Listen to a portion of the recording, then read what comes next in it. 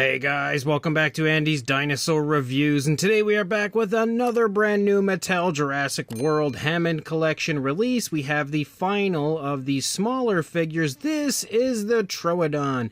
This one was a little complicated to find, unfortunately, but I was finally able to score it just today. So, pretty excited to take a look at this one. The one thing, though, that is absolutely ridiculous about this that many people have been commenting on is the fact that Mattel, for some reason, got super lazy with this, and rather than creating actual artwork for it, they basically just took the same raptor that you see here and then edited it to kind of look like a Troodon, which is absolutely ridiculous that they would go and do that. And I actually didn't even notice it at first, and then once somebody pointed it out, that's all I can see now on the box. But you can see, other than that, again, the box looks pretty much as they have the entire way through. You can see some info over here on the Troodon. Also the fact that apparently they have a poisonous bite, which is pretty cool. Here on the back, some more images, kind of like some glamour shots of the figure. And then down here, all of the ones that are in this wave, all of which we have now reviewed. And then here, again, a little shot of the back half of the Troodon, and then the Hammond Collection logo. It's unfortunate that the Tiger Raptor looks so nice, actually, in that image right there compared to what we actually got. But let's go ahead, pop this open, and we'll check it out. So here is our Troodon now loose from its packaging, as I hear the packaging kind of crinkling over here as I just threw it to the floor. But it does look pretty cool. I have to give Mattel some props as far as this one goes. It does actually have a pretty decent look to it. Definitely some nice paint apps. It's not exactly the way Troodon looks as far as the Telltale Games version, but they did capture one sort of similarity. That would be the eyes, if we can get nice and close. Look at how creepy looking the eyes are, which I really like. They almost have that kind of, almost looking blind-ish. I would have really liked to have seen an eye like this on the Therizinosaurus. Man, imagine how good the Therizinosaurus would have looked if it had eyes like this. But the eyes are super cool looking, again, with the glass eye and the way that they've kind of added like a light, sort of like a grayish pupil. It looks really neat. Definitely looking overall like probably some of the coolest eyes we've had in the Hammond collection so far. Other than that, again, starting here in the head sculpt, you can see, if my camera focuses, there we go, we've got some pretty decent skin texture, nice looking scales here throughout the face. We can see the nostrils. We also have quite a bit of variation of color, as we have kind of like a greenish tone for the primary body color, but you have a little area here of like an orange on the tip of the snout, and then you have this black, or maybe it's a dark brown, hard to really tell, more of like a dark brown, I think. Actually, it looks like maybe two different shades, because here in the face it kind of looks black, but back here it looks like a dark brown. But you can see it just kind of spots and speckles here through the face of the Troodon, which looks super, super cool. We've also got some quills up here on the top of the head. They are painted with a very dark tone, and they almost even have like a slight speckling to them as well, which is pretty cool. I like that they're kind of erratic up there, looking like they do have a little bit of life to them, which is also nice. You do, of course, have an articulated jaw, which works pretty good. It kind of looks like it's a little crooked as far as mine goes, but the inside of the mouth does sport a tongue with a nice pinkish tone.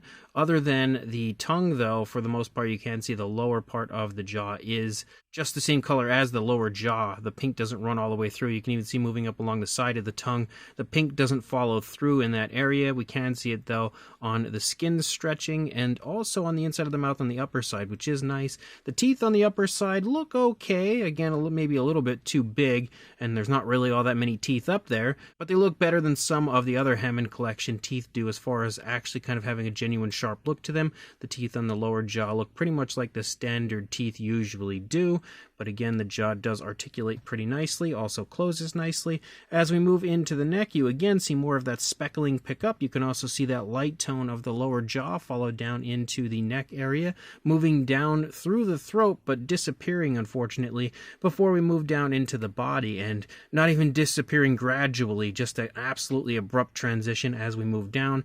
But we can see more of that speckling and stuff as you lead through the back of the neck of the dinosaur, and the orangish tone picking back up as it moves down. I really like that. Definitely looks super cool as far as that orange kind of showing up and moving down through the body. I'm a big fan of oranges and stuff, so really quite like the way it looks on this figure. As far as the neck articulation goes, wow, that's really nice. That's much better than we had on the Velociraptor. You can see it can move pretty much all over the place, even nice left and right turns. Also, again, up and down, super smooth mobility in that area of the neck, which is definitely going to make this one a bit more posable than some of the others have been. But as you move down again, we can see the speckling really quite drastically taking over the back of the dinosaur. You can also see another spot of articulation right there that does move down and up really quite nicely, which is a huge plus, and of course can swivel.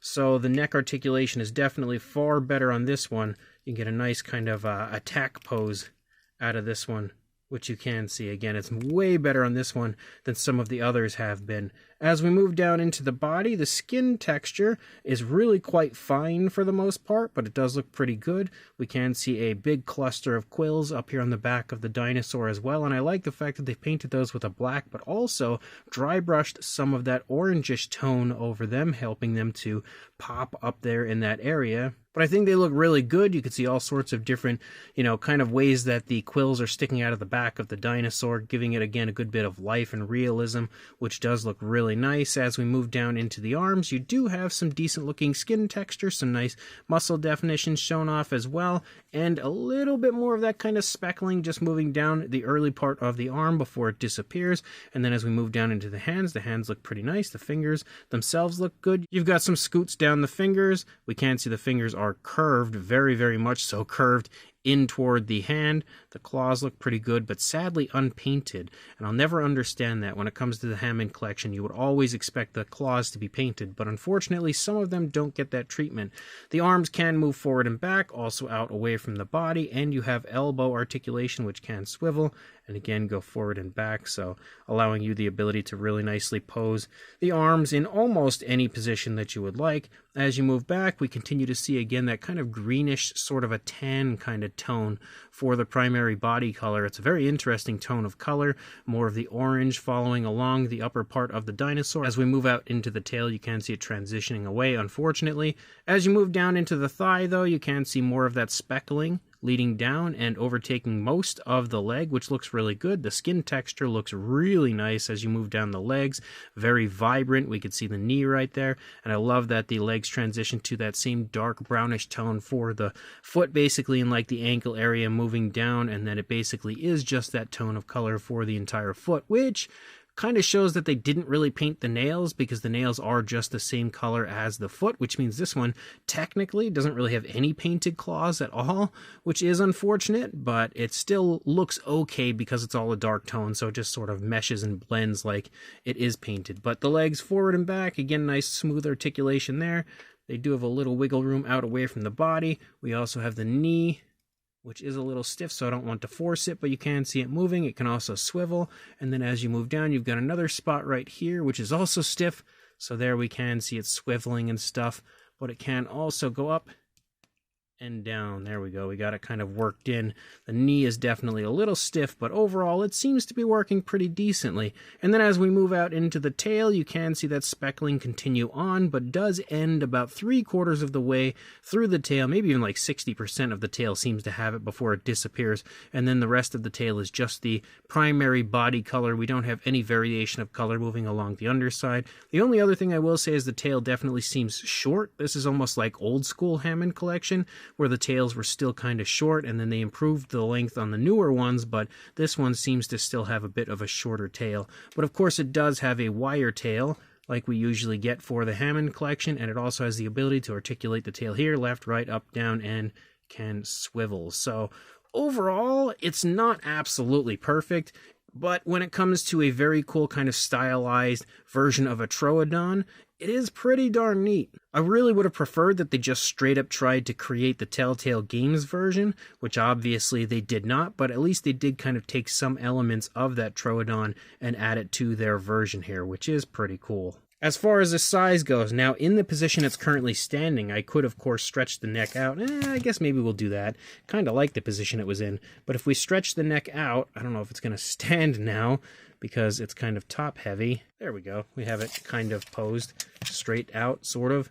But for a length from the jaw to the tail, about 8 inches or 20 centimeters. And then for a height in the position it's in, about 4 inches or a little bit over 10 centimeters. For a size comparison, There is Mr. Papo T-Rex, the Attack Pack Colovosaurus, Robert Muldoon, and the Collect Day human being next to our Hammond Collection Troodon, and you can see it is fairly small overall, so it's not like it's a massive figure or anything like that by any means. You can very clearly see it's roughly in like the Attack Pack or Danger Pack size range. And I think the best path we can take moving forward would be with some other Hammond Collection comparisons. So here we have the Dimetrodon, which you can very clearly see the Troodon is just a little bit larger than. We've also got the Tiger Striped Lost World Jurassic Park Velociraptor, which you can see these guys are pretty similar in size, just a little bit more body mass to the Velociraptor and a lot more tail length. You can really see the tail length issue here when you compare these two figures together. We've also got the Hammond Collection Pyroraptor, which we can see is actually a little bit smaller, I would say. Trociraptor Ghost, which isn't quite as tall as the Troodon. Again, that long neck really helps to make this one a bit taller than the others. We've also got the Scutosaurus, which we can see is also, again, quite a bit shorter, but definitely wins when it comes to body mass.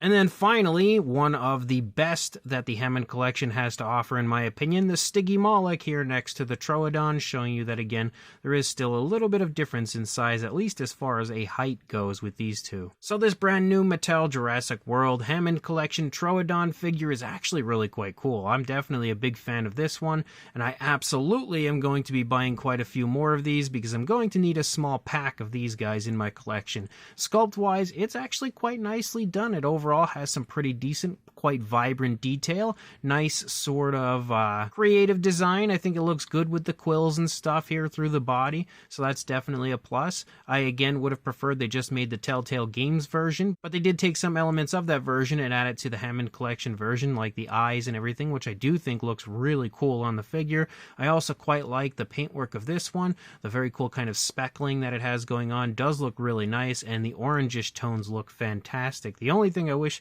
they would have done would have been adding more of that light tone moving along the underside, and painting the claws on the hands and the feet would have been nice, but it's not the end of the world, I guess. It does have a little bit of a short tail on it, but that's not the end of the world, I guess. I just really would have preferred just a little bit more length, and the articulation is pretty decent, pretty smooth, and of course we actually have extra articulation in the neck compared to some of the others that we've had recently, which allows a little bit more posability, which is definitely a massive plus for this one. So if you are interested, head to your local Target in store. I don't know for sure if they are going to show up on Target's website tomorrow, because June 1st is the launch for so many Jurassic figures, so they may all show up online tomorrow. I don't know for sure, but I would definitely recommend grabbing this one again once you can find it. And of course, like, comment, and subscribe, and I will see you in the next review. Thanks for watching.